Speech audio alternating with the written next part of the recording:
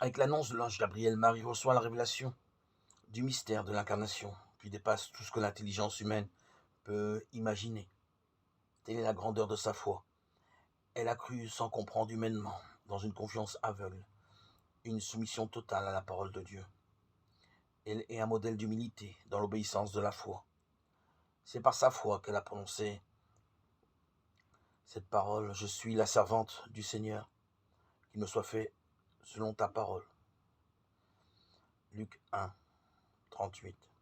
Se livrant ainsi totalement au service du Rédempteur, ainsi Marie, fille d'Adam, donnant à la parole de Dieu son consentement, devint mère de Jésus et épousant à plein cœur, sans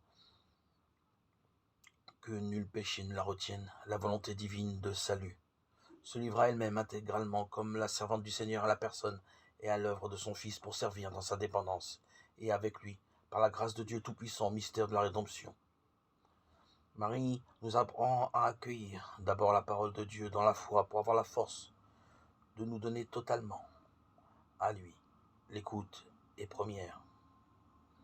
Quiconque fait la volonté de mon Père qui est aux cieux, celui-là est un frère et une sœur et une mère. Matthieu 12, 50. Le oui de Marie est porté par le oui de Jésus.